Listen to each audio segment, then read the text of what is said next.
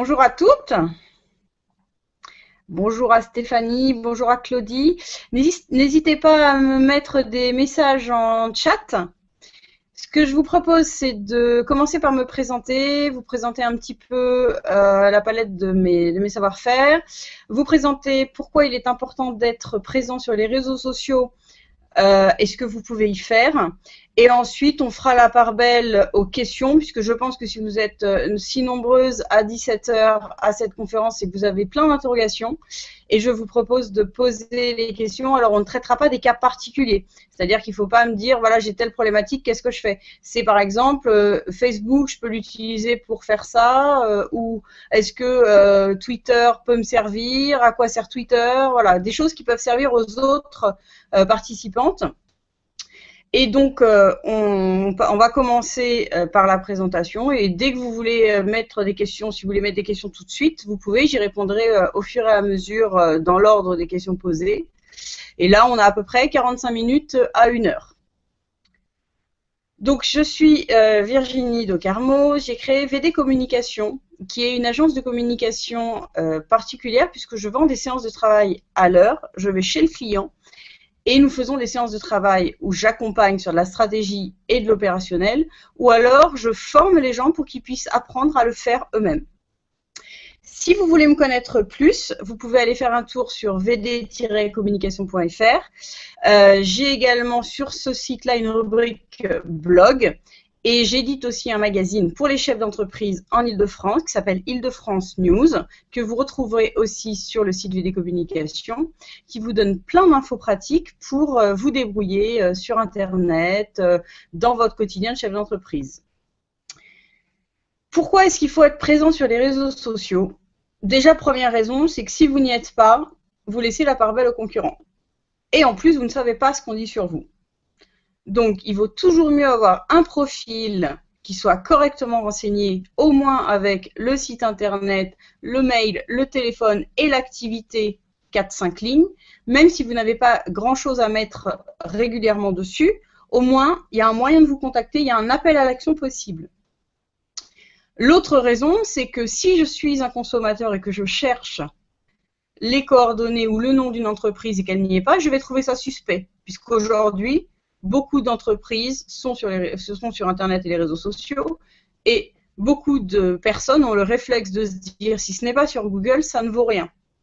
Même si vous n'avez pas de site Internet, vous pouvez quand même avoir une page Facebook, un profil Viadeo, un profil LinkedIn, un compte Twitter. Ça prend 5 minutes à faire, ça prend 5 minutes à remplir et au moins, quand on fait une recherche sur vous, on tombe sur quelque chose. Le site internet, c'est plus tard. C'est mieux d'en avoir un, mais ce n'est pas la priorité. On a un site internet quand on a quelque chose à dire, quand on a des choses à remplir dedans, et quand on sait qu'on va le mettre à jour régulièrement. Si ce n'est pas le cas, de toute façon, vous allez vite être déréférencé par Google, parce que si vous ne mettez pas de contenu régulièrement, Google va finalement envoyer de moins en moins de gens vers votre site, parce qu'il considère que l'info n'est plus à jour, puisqu'il y a tant de temps qu'elle n'a pas été actualisée. Est-ce que sur cette première partie, vous avez des questions sur le pourquoi être présent sur Internet et les réseaux sociaux? En attendant, on va commencer à répondre à la première question de Stéphanie qui nous demande comment utiliser correctement les hashtags. Stéphanie, il faut que vous me précisiez quelque chose. Est-ce que vous voulez utiliser les hashtags pour publier sur Twitter ou est-ce que vous voulez utiliser les hashtags pour faire une recherche? C'est pas la même chose. Si vous voulez faire une recherche, le hashtag va vous permettre de savoir tout ce qui a été publié sur Twitter, même sur des comptes que vous ne suivez pas, avec ce hashtag-là. Pareil, s'il y a des comptes qui ont été utilisés sur Twitter dans la présentation avec ce hashtag-là, vous le verrez. En revanche, ce n'est pas la même chose d'utiliser un hashtag quand on publie soi-même. Donc, si vous publiez, il faut que vous vous mettiez à la place de votre internaute et que vous vous demandiez quel est le mot-clé qu'il va chercher qui va faire que je veux qu'il tombe sur mon tweet. Parce que ce tweet-là va renvoyer vers votre site internet ou vers un profil qui présente vos prestations. On a une deuxième question de Natacha. Est-ce qu'il y a des réseaux sociaux à privilégier? Tout dépend de l'utilisation que vous avez besoin d'en faire, Natacha. Vous avez 3 possibilités, ou c'est pour montrer votre savoir-faire, ou c'est pour trouver des clients, ou c'est pour améliorer votre visibilité. Tout dépend si vous utilisez les réseaux sociaux pour trouver des cibles professionnelles ou particuliers, ce qu'on appelle le B2B et le B2C. Donc, en fonction de ça, vous aurez certains réseaux sociaux à privilégier et vous aurez aussi à savoir qu'est-ce que vous allez mettre sur les réseaux sociaux. Vous allez leur demander un avis, vous allez leur demander de cliquer pour aller sur un site, vous allez leur demander d'acheter le produit. Qu'est-ce que vous voulez faire avec les réseaux sociaux? Parce que vous avez normalement une stratégie d'entreprise et les réseaux sociaux ne sont qu'une variante de ce que vous faites déjà en communication traditionnelle.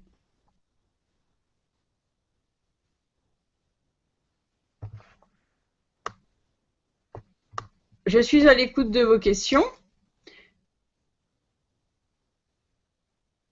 Donc, si on résume un peu les réseaux sociaux, vous avez Facebook, vous avez LinkedIn, vous avez Twitter, vous avez Viadeo, vous avez également Google+, et ensuite vous avez Scoopit qui vous permet de rattacher plein de comptes sur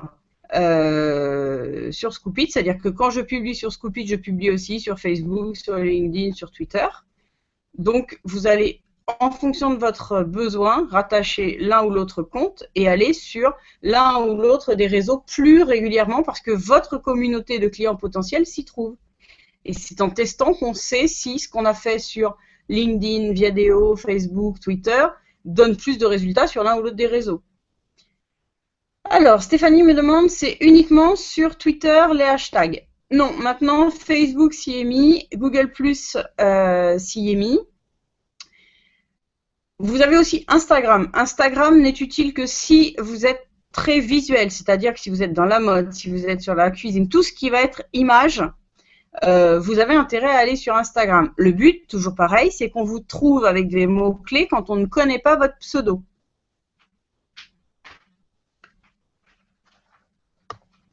Stéphanie nous dit, elle les utilise comme mots-clés lors des recherches. Je suis tout à fait d'accord avec vous, Stéphanie, mais vous pouvez aussi vous en servir quand vous publiez des choses sur Facebook et Instagram pour être encore mieux référencé quand on va faire la recherche pour qu'on puisse vous trouver. Céline me demande quel réseau est le meilleur pour communiquer en tant que thérapeute. Je ne peux pas vous répondre comme ça puisque je ne sais pas quelle est votre stratégie d'entreprise et je ne sais pas qui est votre cœur de cible, c'est-à-dire qui sont vos clients idéaux, qu'est-ce que vous proposez. Donc là, c'est plutôt de savoir est-ce que vous avez une cible de professionnels ou de particuliers. Natacha me dit, si j'ai bien compris, il faut avoir un objectif particulier sur chaque réseau social. Vous pouvez avoir un objectif commun.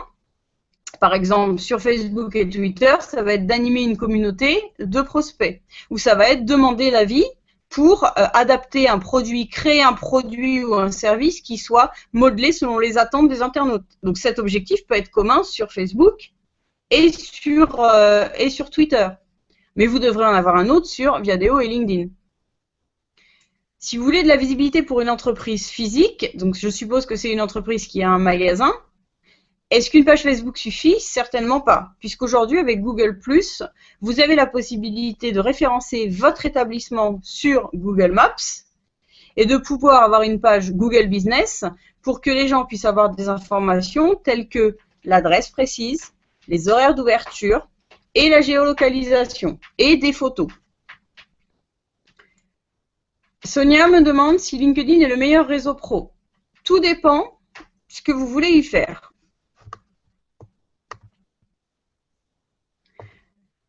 Céline me demande au niveau de LinkedIn, qu'est-ce que c'est? Donc, c'est un réseau social professionnel comme Viadeo, sauf que Viadeo est franco-français, alors que LinkedIn est plus international.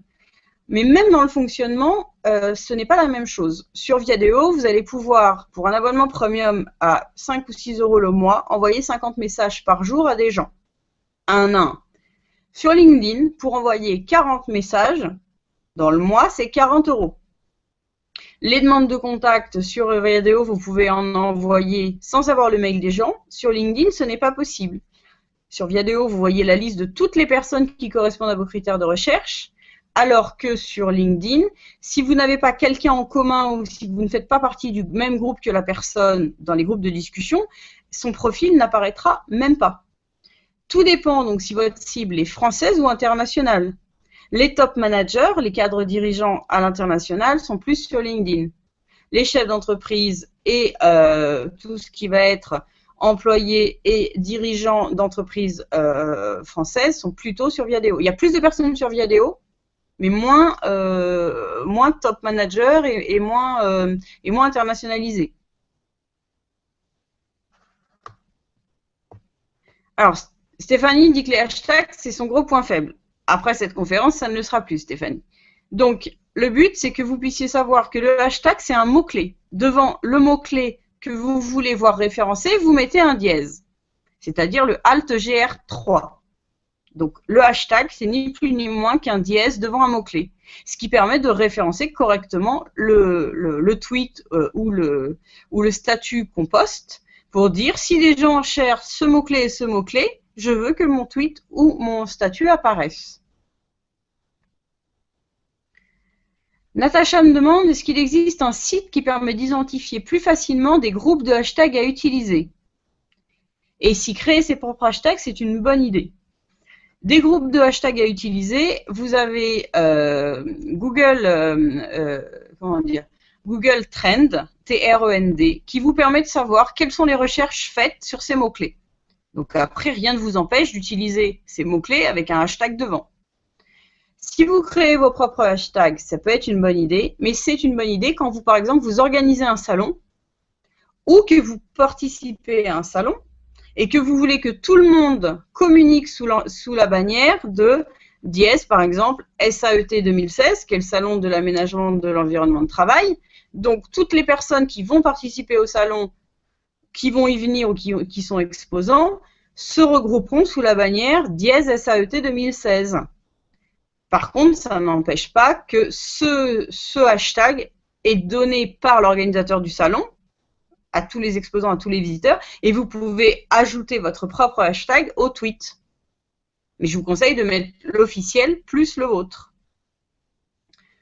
J'ai maintenant une question sur Google+. J'ai créé ma fiche d'entreprise, mais je ne sais pas l'utiliser.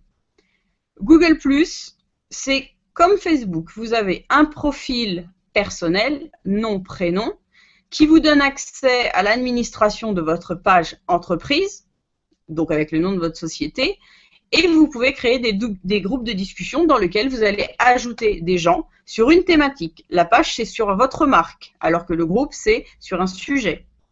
Revenons au profil personnel Google+.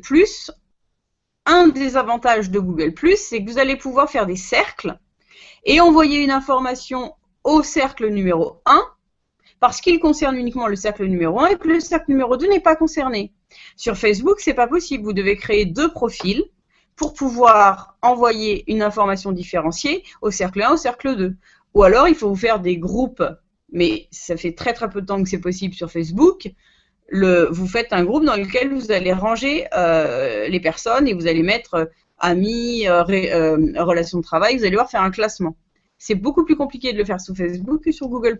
Google+, vous faites glisser dans les cercles et vous ajoutez les gens.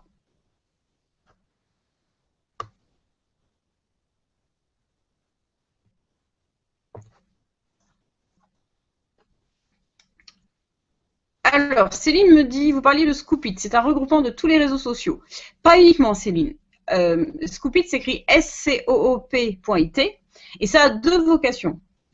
La première des vocations, c'est de pouvoir lier vos comptes LinkedIn, Twitter, Facebook et vos groupes LinkedIn, vos pages LinkedIn et votre site, s'il est fait en WordPress, pour pouvoir publier de l'information sur Scoopit et que ça parte sur tous vos réseaux. Et deuxièmement, c'est de pouvoir trouver de l'information en mettant un mot-clé. Vous allez voir tous les utilisateurs qui ont ce mot-clé dans leur nom, tous les topics, donc tous les dossiers thématiques qui parlent de ce sujet, et tous les scoops, donc tous les articles qui ont été publiés. L'avantage aussi, c'est que vous allez pouvoir faire une veille, puisque vous allez créer votre propre dossier dans lequel vous allez mettre des mots-clés. Et tous les jours, Scoopit va vous dire, voilà, j'ai trouvé tant d'articles qui reprennent ces mots-clés. Est-ce que ça vous intéresse? Est-ce que ça ne vous intéresse pas? En fonction, vous allez ou le republier ou le mettre à la poubelle.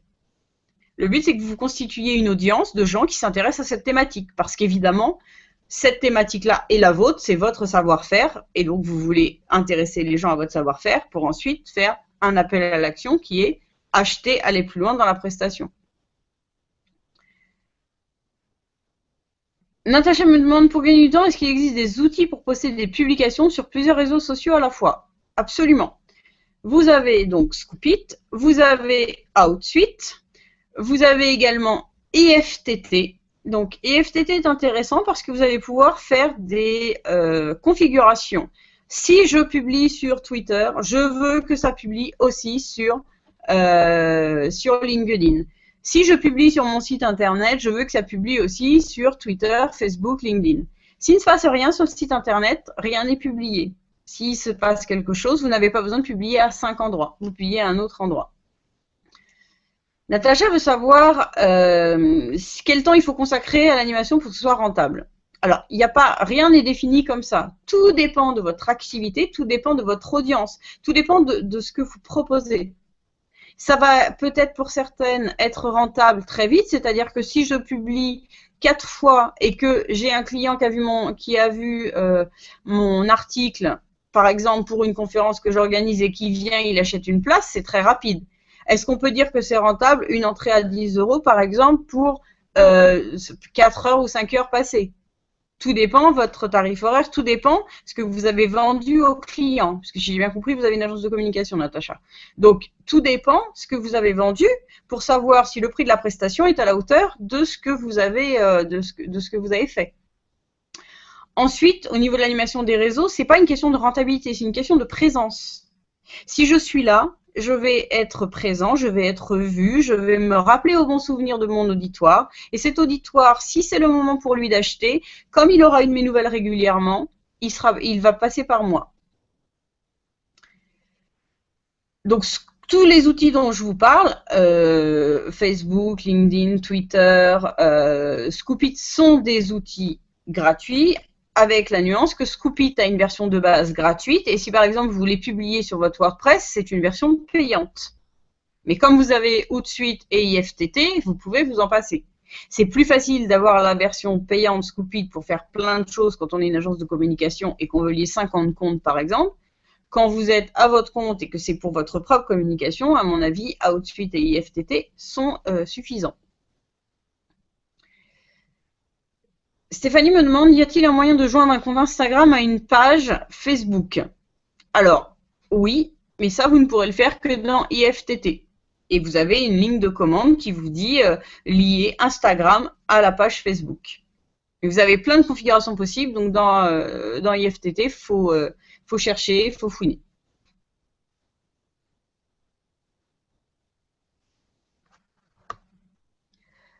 Je vous propose qu'on parle un petit peu de Viadeo.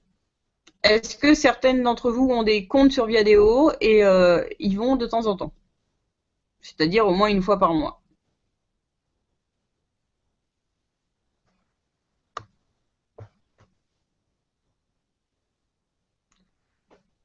Je vais déjà vous parler un petit peu de Viadeo.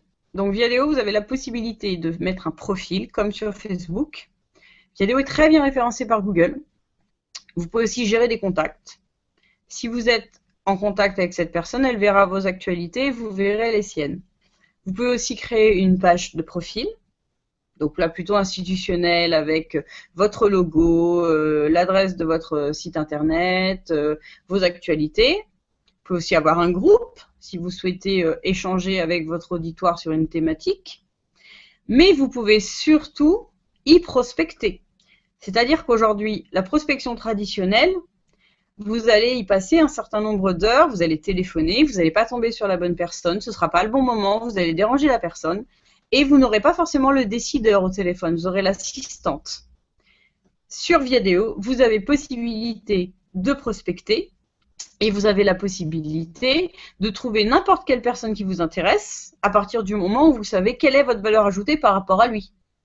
Si vous le contactez, c'est que vous avez une valeur ajoutée à lui proposer. Il va avoir besoin de votre prestation. Donc, ce qui est important, c'est de se demander qu'est-ce que j'ai de différent par rapport aux autres qui font le même métier que moi et pourquoi est-ce que cette personne-là va être intéressée par ce que je propose. Natacha me dit, j'ai une page Viadeo. Est-ce que c'est une page ou est-ce que c'est un profil? Ce n'est pas la même chose. Et au niveau de Viadeo, Claudie me dit, j'y vais 2 fois par semaine. Pour prospecter, pour voir les actualités de vos contacts, est-ce que vous y allez pour faire des recherches, pour commenter des groupes?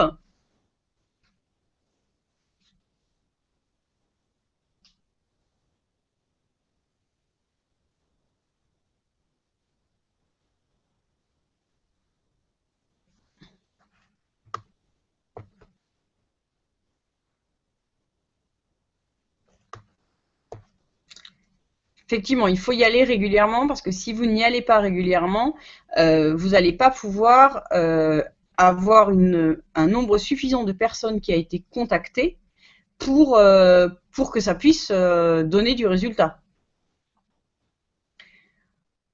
Vous pouvez aussi aller voir qui a consulté votre profil et vous pouvez aussi faire un message pour demander quel est l'intérêt de cette personne, pour laquelle de vos prestations elle est venue voir votre profil, par quel mot-clé elle vous a trouvé.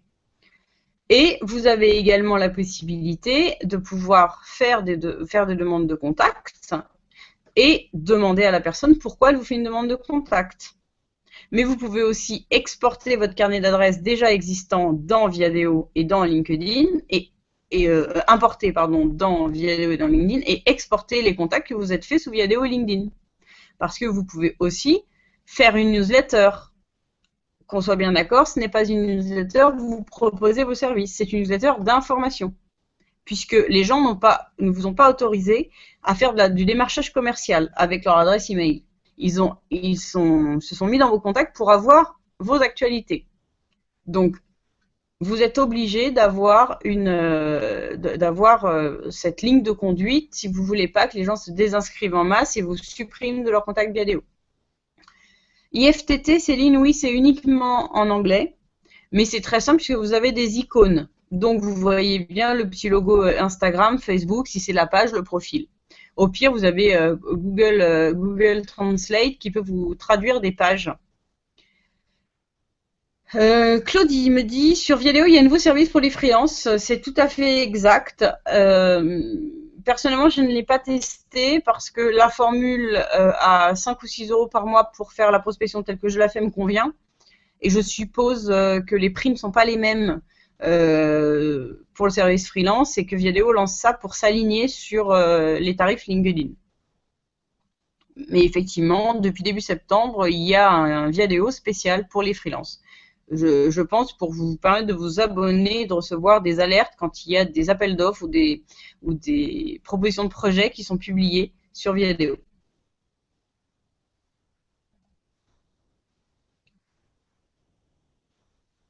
Sur Facebook, vous pouvez aussi aller voir dans les événements parce que vous allez pouvoir inviter les gens à vos événements s'ils font partie de vos amis de profil. C'est la même logique sur Viadeo. Vous pouvez organiser des événements et vous pouvez inviter les gens, sauf que la limite, c'est que vous pouvez en inviter que 100. Sur Facebook, c'est illimité. Tous ceux qui font partie de vos amis, vous pouvez les inviter. Vous avez aussi la possibilité de faire une newsletter. L'intérêt, c'est que vous allez pouvoir mutualiser tous les contacts que vous avez regroupés sur Viadeo, sur LinkedIn, dans votre base de données prospects et clients. Et vous allez pouvoir rassembler tout ça dans un outil d'emailing pour pouvoir avoir des statistiques. Qui ouvre mon mailing? Qui clique dessus? Qui clique sur le lien? Qui rouvre plusieurs fois le mail? Qui, s'est désabonné? Qui a cliqué plus particulièrement sur le site, la page d'accueil du site ou sur une rubrique bien particulière? Et vous allez ensuite pouvoir faire une campagne, par exemple, et l'analyser avec Google Analytics. Si vous avez lié, bien sûr, les deux. Effectivement, Céline, le fonctionnement d'IFTT mérite un temps d'apprentissage. C'est tout à fait pour ça que j'ai lancé les séances de travail pour que les gens fassent, que je leur montre comment faire et qu'ils fassent devant moi pour que je sois sûre qu'ils font bien les bonnes étapes.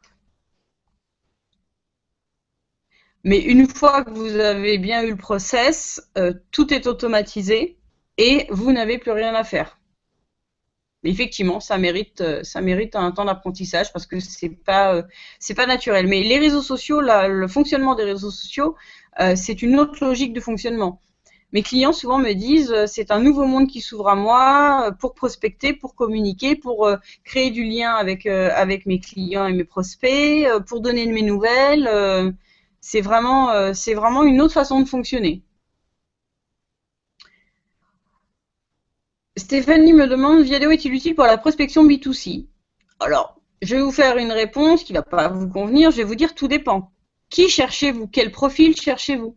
Est-ce que vous cherchez une zone géographique? Est-ce que vous cherchez un produit particulier, par exemple, pour les femmes ou pour les hommes? Ou est-ce que vous avez des critères? Faut qu'il soit parent, faut qu'il soit propriétaire d'un appartement ou d'une maison. Selon votre réponse, je vais vous orienter ou sur Viadeo ou sur Facebook, notamment les publicités Facebook, où vous pouvez faire de la segmentation, que ce soit par ville, par zone géographique, par tranche d'âge, par centre d'intérêt. Vous pouvez aussi faire en sorte que les gens soient, il y ait une pub qui s'affiche pour rejoindre votre page s'ils ne sont pas déjà fans de votre page. Sur Viadeo, c'est uniquement des envois de messages. Donc, tout dépend quel est votre client idéal en B2C. Est-ce que vous avez d'autres questions sur ces réseaux, plus particulièrement par exemple Twitter ou Google+, est-ce que vous voulez qu'on approfondisse un peu plus un réseau, plutôt l'utilisation de WordPress? Pourquoi avoir un site internet? Qu'est-ce qu'on doit mettre dedans? Comment est-ce qu'on doit rédiger pour le référencer correctement?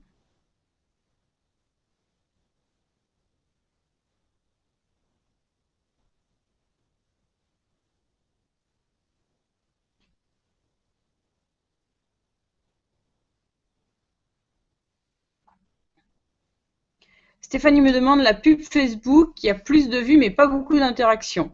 Alors, tout dépend si vous faites une actualité sponsorisée ou alors si vous faites une publicité pour que les gens aiment la page. Le but est de faire à chaque fois que vous faites une publicité un appel à l'action. Ça peut être de renvoyer par exemple vers votre site internet, vers une page. Par exemple, je travaillais pour un client qui a une salle de sport. Le but était de faire cliquer les gens pour demander votre pass VIP gratuit pour tester une journée en salle de sport. Donc là, il y a un appel à l'action bien clair. Si c'est juste pour devenir fan de la page, les gens ne vont pas le faire. Il faut un appel à l'action clair. Pour être au courant des différentes promotions sur le site d'imprimerie en ligne, cliquez sur j'aime et vous aurez un code de réduction. Vous avez aussi au niveau de Facebook la possibilité de mettre en avant une actualité sponsorisée, c'est-à-dire une actualité que vous avez publiée, qui sera visible d'un certain nombre de personnes qui correspondent à vos critères d'âge, de zone géographique ou de centre d'intérêt, qui ne sont pourtant pas ni fans de votre page, ni dans vos contacts de profil. Christelle me demande sur LinkedIn. Alors, vous avez plein de contacts, mais vous ne savez pas quoi en faire. Déjà, il y a un gros trick qui doit s'imposer, puisque le but, c'est de savoir si ces contacts-là sont dans votre zone géographique et sont un tant soit peu intéressés par ce que vous faites. Est-ce qu'il y a une chance qu'un jour ils achètent? Si c'est dans l'optique que les gens repartagent, s'ils ne vous connaissent pas, ils ne repartageront pas l'information. Donc LinkedIn, le but, c'est de se dire, je mets des gens dans mes contacts parce que j'ai l'optique de les mettre ensuite dans une newsletter et de leur donner régulièrement de mes nouvelles. Ou j'ai l'optique de pouvoir publier dans la page d'accueil de LinkedIn et tous mes contacts verront mes actualités. Donc les contacts, ça vous sert ou à faire de l'utilisation pour une newsletter, de faire de la notoriété, ou alors ça vous sert pour donner de vos nouvelles à l'intérieur de LinkedIn à vos contacts.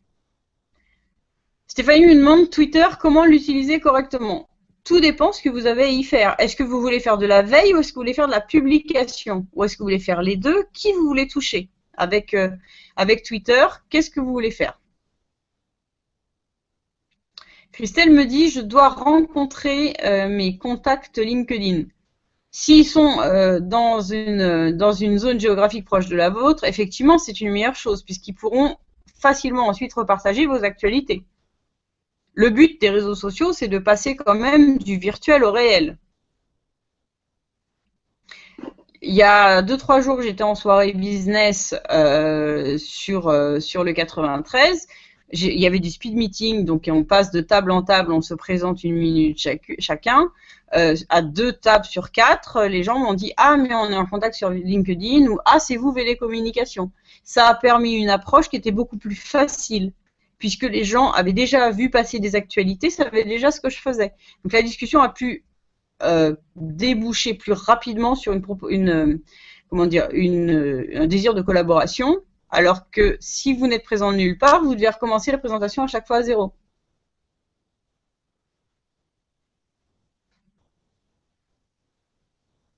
Vous allez susciter leur intérêt, Christelle, en mettant en avant les atouts que vous avez. C'est-à-dire que vous avez créé votre entreprise pour une raison, c'est qu'il n'y avait pas sur le marché ce que vous pensiez que les clients avaient besoin. Donc, vous l'avez créé. À partir de là, vous n'avez pas fait les choses comme les autres. Vous y avez mis une touche personnelle. Vous faites votre métier d'une certaine manière qui vous est propre. Donc, vous allez susciter leur intérêt en leur montrant que votre manière a été pensée pour être le plus adaptée à leurs besoins. Sur Twitter, Stéphanie me demande les publications B2C. Le but, c'est de montrer les coulisses ou de parler des événements. Quel intérêt de montrer les coulisses? Le but, c'est de faire venir les gens aux événements ou le but, c'est qu'ils en parlent? Sur Twitter, vous avez toujours besoin d'avoir un appel à l'action. Ou c'est qu'ils repartagent l'événement, ou c'est qu'ils y participent, ou c'est parler des coulisses d'un événement parce que, par exemple, vous êtes traiteur et que vous voulez que les autres fassent appel à vous parce qu'ils ont vu les coulisses et que ça leur a bien plu. En tout cas, il y a toujours une utilité. Si je fais un tweet, c'est qu'il y a une utilité, un appel à l'action qui est accroché avec, c'est sûr.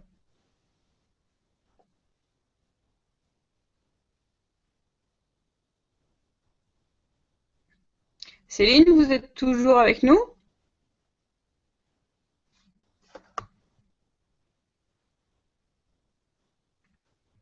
Claudie, est-ce que vous avez d'autres questions? Sonia également?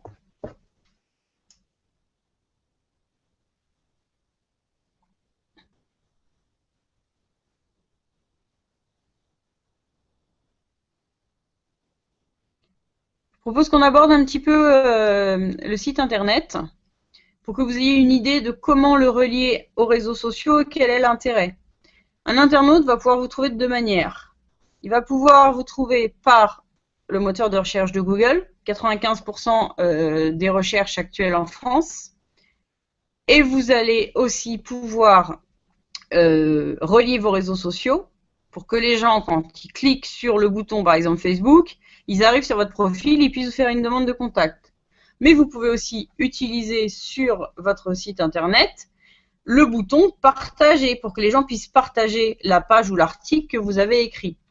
Ce qui est très important, c'est que vous devez vous mettre à la place de l'internaute. Il a un parcours de navigation à avoir, c'est-à-dire qu'il ne doit pas chercher dans toutes les rubriques l'information. Vous devez lui mettre à disposition. Vous devez l'aider dans la navigation, que ce soit fluide, que ce soit facile pour lui de s'y retrouver, qu'il ait un langage qu'il puisse comprendre. Votre client, il a l'âge de raison, mais il n'a pas la connaissance. Donc, vous vous adressez à lui comme si vous adressiez à un enfant de 7 ans. Vous devez également aussi avoir répondu à toutes les questions suivantes. De quoi on parle? Qui je suis? À qui je m'adresse? Où je suis basé? Quand est-ce que les clients font appel à moi? Pourquoi est-ce que je travaille différemment des autres? Et comment me contacter? Si vous n'avez pas répondu à toutes ces questions, il manque forcément une information essentielle sur votre site internet. Et le site internet, on ne le fait pas une fois et puis après c'est terminé. On va régulièrement mettre de l'information sous forme d'articles. On va régulièrement mettre de la veille sur vos domaines de compétences pour montrer que vous êtes l'expert du domaine. Et vous allez également mettre du texte, puisqu'aujourd'hui, les images sont moins bien reconnues par Google. La vidéo l'est beaucoup parce que YouTube a été racheté il y a 6 ans par Google, donc maintenant ça y est beaucoup. Mais privilégiez beaucoup le texte, privilégiez beaucoup le remplissage de mots-clés, notamment dans WordPress. Et mettez-vous vraiment à la place de votre internaute. Votre internaute, il a besoin de trouver plusieurs informations et vous devez lui faciliter cette information-là. S'il doit chercher plus de 2 clics, il va partir de votre site. Et si vous avez ce qu'on appelle un taux de rebond qui est élevé, c'est-à-dire j'arrive sur le site, je reste moins de 20 ou 30 secondes, vous allez être pénalisé au fur et à mesure par Google. Si vous ne mettez quasiment jamais d'informations, vous allez descendre dans les classements Google et vous allez vous retrouver en 2e, 3e ou 4e page. Céline me demande les appels à l'action sur Facebook, ça peut être de visiter le site internet sur telle rubrique ou d'aller lire l'article que vous avez écrit sur votre site. Mais c'est pas visiter mon site internet. Les gens s'en fichent de votre site internet. Les gens, vous allez les faire venir parce qu'il y a un article ou une thématique qui les intéresse, qui se trouve être votre cœur d'expertise. Donc, Stéphanie me dit en tant que photographe, dur de mettre beaucoup de texte. Je ne suis pas d'accord. Vous pouvez expliquer, par exemple, votre quotidien de photographe qui travaille avec des nouveau-nés. Qu'est-ce que ça implique, par exemple, comme accessoire? Quelles sont les contraintes de faire des photos avec des nouveau-nés? Les dessous des photos, montrer la photo, par exemple, bien scénarisée, et ensuite toutes les étapes qui ont été nécessaires pour arriver à cette belle photo. Le but, c'est toujours qu'on voit votre savoir-faire. Christelle me demande comment sonder l'intérêt d'une communauté. Tout simplement en leur posant la question. Vous allez leur poser la question, par exemple, sur un de vos services. Donc, normalement, c'est quelque chose qu'ils ont peut-être besoin si vous avez bien ciblé votre cœur de clientèle. Et vous allez leur poser la question pour savoir qu'est-ce qu'ils pensent, par exemple, de la mise en place de ce service-là. Est-ce qu'ils verraient des fonctionnalités différentes à mettre en place, des services additionnels à mettre en place? Qu'est-ce qu'ils penseraient, par exemple, d'une carte de fidélité si vous vendez des produits? Vous allez co-construire vos produits et vos services avec votre communauté. Alors Stéphanie me dit, je tiens un blog, donc c'est tout à fait pareil, un site ou un blog. C'est juste que le site, c'est votre nom de domaine que vous avez acheté, alors que le blog, c'est un espace communautaire où vous avez juste un espace pour mettre des articles avec des photos, des vidéos, et que vous n'avez pas un nom de domaine personnalisé. Et que vous pouvez moins référencer puisque vous n'avez pas d'espace pour pouvoir mettre des mots-clés, des choses comme ça. Mais c'est la même chose. En tant que professionnel, je vous conseille d'acheter un nom de domaine, c'est 12 € l'année ou 13 € l'année. Et du coup, vous allez pouvoir plus facilement mettre à jour votre site. Vous allez communiquer sur votre marque, ce qu'on appelle le personal branding. Et vous allez pouvoir régulièrement partager sur les réseaux sociaux. Si vous avez un blog, c'est plus compliqué. Votre blog va référencer l'adresse URL du site général de la plateforme de blog. Céline me demande comment relie-t-on le site aux réseaux sociaux? Tout dépend sous quoi est fait votre site. Si il a été fait par quelqu'un qui a fait du code, il faudra créer du développement web pour faire cette fonction. Si vous le faites sous WordPress, vous avez un bouton, il faut juste ajouter le widget. Vous n'allez pas relier votre site par des appels à l'action. Vous allez faire de la publicité sur les réseaux sociaux pour telle page ou tel article de votre site auprès d'une communauté qui s'intéresse à ce sujet. Christelle me demande comment identifier les leaders d'opinion ou les influenceurs. Vous avez plusieurs façons. Dans LinkedIn, c'est dans la rubrique Pulse.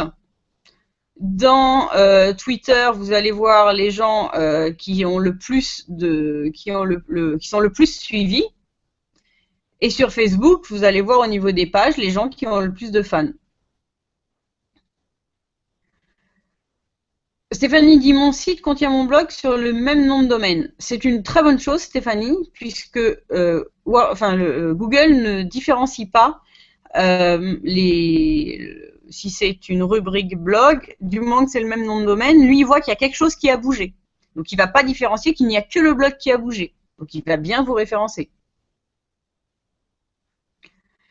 Sachant que je vous conseille d'avoir des sites en WordPress qui sont tout à fait adaptés pour l'usage quand on est à son compte et qu'on a juste besoin d'avoir un site qui soit ce qu'on appelle un site vitrine, même si vous le mettez à jour. Et même pour des sites e-commerce qui sont très simples, vous avez une application qui s'appelle WooCommerce qui est très facile à installer et qui vous permet de sécuriser vos échanges bancaires, par exemple, et d'y ajouter un PayPal. Après, quand vous avez besoin d'un processus de commande et que votre base de données client soit reliée et que ce soit très complexe au niveau de la logistique, il faut penser à une solution plus professionnelle. Mais dans un premier temps, vous pouvez tester avec WordPress et à mon avis, ça répond à 98% des besoins de chacune d'entre vous qui êtes présente sur ce webinar. Le principal, c'est de se dire à chaque fois que je fais quelque chose, je le fais pour mon prospect, pour mon client. On ne m'achète pas mes prestations. Enfin, je ne vends pas mes prestations, on me les achète. Donc, c'est ça qui est important, c'est vous avez remarqué qu'il y avait un besoin, vous avez créé une entreprise avec une prestation qui répondait à ce besoin, et vous allez aller voir des gens qui ont ce besoin en leur disant « j'ai la solution ». Pensez toujours à l'aspect fluidité. Vous venez lui apporter une solution à sa problématique. Vous l'avez étudié bien avant et vous savez que votre solution est différente des autres solutions. Et vous avez des arguments en fonction pour lui dire j'ai mis en place cette solution-là pour telle raison. Et vous allez co-construire cette solution, notamment en communiquant avec votre communauté. Vous ne faites pas un produit ou un service pour vous faire plaisir. Vous faites un produit ou un service qui répond à un besoin non satisfait sur le comment dire au niveau des autres concurrents, ça répond pas parfaitement aux besoins que vous avez identifiés.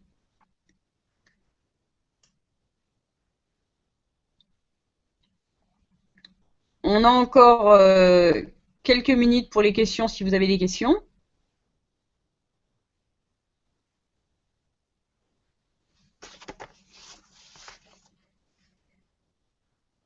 Ce que je vous propose, c'est de pouvoir, vous pouvez par exemple regarder, je vais vous montrer mon site pour vous expliquer les appels à l'action.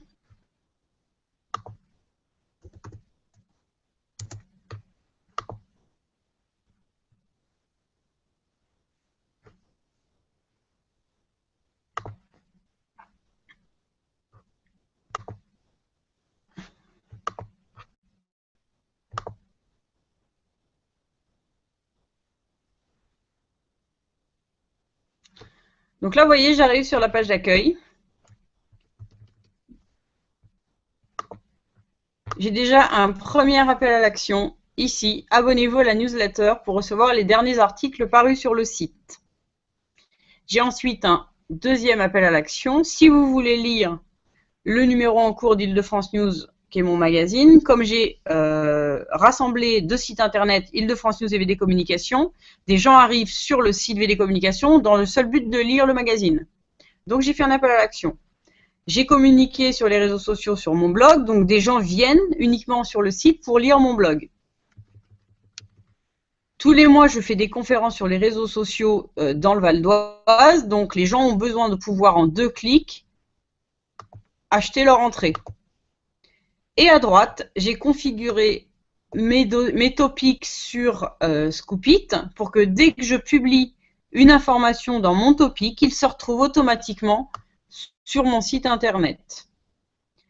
Les 2 derniers appels à l'action, ça va être de découvrir les réalisations, télécharger le catalogue, acheter 1 heure de séance de travail ou poser des questions. Je ne dois pas avoir le mail uniquement sur la rubrique contact. Je dois faciliter la navigation de mon internaute pour lui permettre d'accéder facilement à l'information qu'il souhaite. Certains viennent sur mon site pour lire le magazine. Donc si je clique, vous voyez qu'en un lien, je suis arrivé sur le...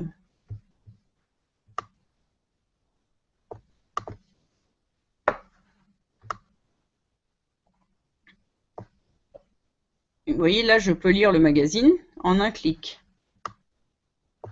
directement en ligne. J'ai aussi mis les derniers tweets que j'ai publiés automatiquement. Donc là, c'est la rubrique actualité. Il n'est pas là pour m'acheter quelque chose ici, il est là pour s'informer. Pareil sur la rubrique blog.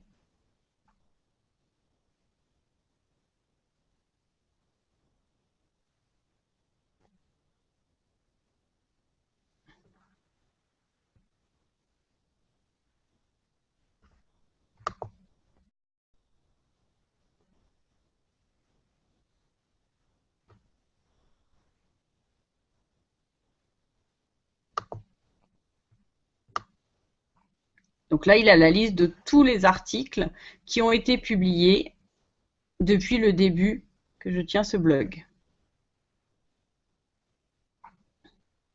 J'ai bien sûr la rubrique formation avec un appel à l'action, puisque ce que je veux, c'est récupérer le mail des gens qui s'intéressent aux formations réseaux sociaux. Donc, il y a toujours une demande, téléchargez le catalogue et mettez-moi le mail. Pensez toujours vous donner quelque chose en échange d'une information.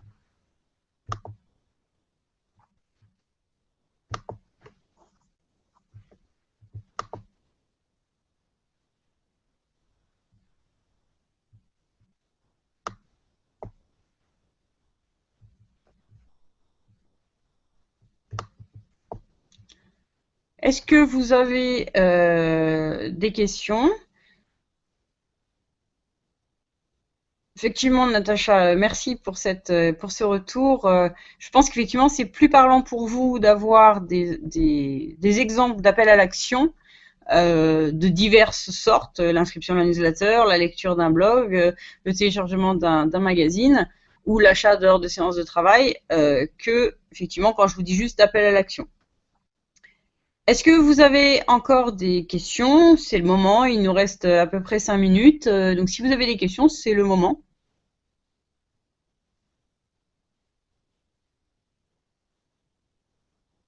Est-ce que vous comprenez un petit peu mieux maintenant l'intérêt d'être sur les réseaux sociaux et l'intérêt d'y passer du temps pour prospecter et pour communiquer?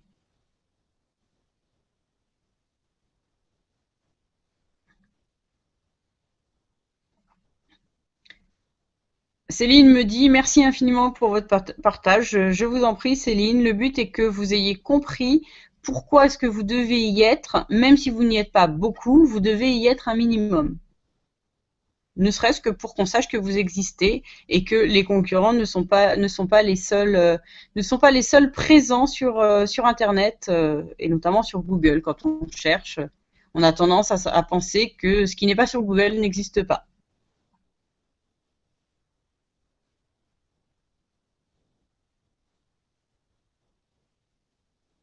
Natacha me dit merci pour ces bons conseils. Il y a beaucoup de travail en perspective, mais ça donne la direction pour savoir où aller. Effectivement, le but, c'est que vous avez normalement toute une stratégie d'entreprise, c'est-à-dire que vous voulez vendre telle prestation ou tel produit à tel cible de clientèle pour telle raison. Et votre produit ou service a des avantages que vous devez lister au client qui répond à ses besoins. Donc normalement, votre stratégie de communication globale va être dupliquée sur les réseaux sociaux et sur votre site internet, mais la première des choses est de vous poser pour construire votre stratégie d'entreprise si ce n'est pas fait. C'est pour ça qu'avec mes clients, la plupart du temps, on commence par de la stratégie. Parce que c'est normal, quand on est une toute petite boîte, on se lance comme ça et on communique. Sauf qu'une fois que vous avez communiqué sur Internet, les choses sont figées dans le marbre et Google vous référence et on n'a pas deux fois l'occasion de faire bonne impression. Donc, il ne faut pas faire n'importe quoi. Là, je vous ai montré des choses dont vous pouvez vous inspirer. Mais sachez que quand vous faites quelque chose sur les réseaux sociaux et sur Internet, c'est indexé pour toujours. Ou alors, il faut que vous publiez ensuite peut-être 50 ou 60 autres choses ou 100 choses pour que vous arriviez en page 2 ou 3, mais vous serez toujours visible. Les gens, s'ils veulent trouver cette information-là que vous avez publiée un jour, ils vont toujours vous trouver. Donc, c'est mieux de se faire accompagner par un professionnel pour la mise en place. Et ensuite, comme dit Stéphanie, pour la routine, pour remettre à jour, vous pourrez le faire tout seul, mais il vaut mieux, pour la mise en place, ne pas prendre de risque parce que si vous faites une erreur, ce sera figé dans Google. Donc, tant que vous savez où vous voulez aller, il est possible de travailler et de faire des choses. Quel est mon client idéal? Qu'est-ce que je lui apporte? En quoi ma prestation ou mon produit va résoudre un problème qu'il a.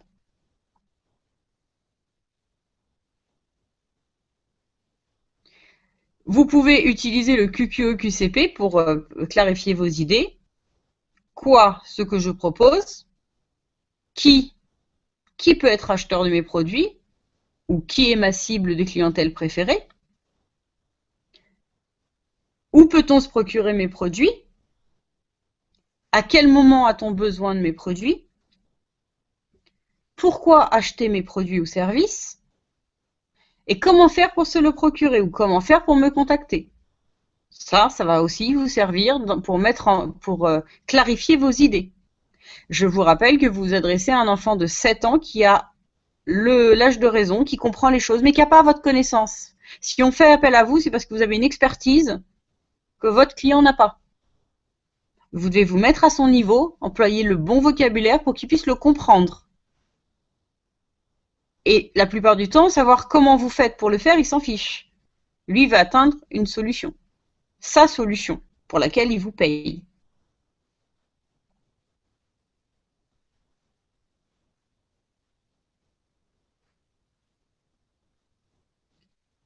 Si vous n'avez plus de questions, on va clôturer le webinaire, sachant que maintenant vous avez mon site internet, vous pouvez suivre mes actualités, vous pouvez mettre des j'aime, vous pouvez mettre des commentaires sur les publications que je fais, me dire un petit coucou sur les réseaux sociaux et je verrai ainsi que ce que je vous ai insufflé par ce webinaire a porté ses fruits et que maintenant vous intégrez complètement les réseaux sociaux dans votre stratégie d'entreprise. Merci à toutes pour votre attention et excellente soirée.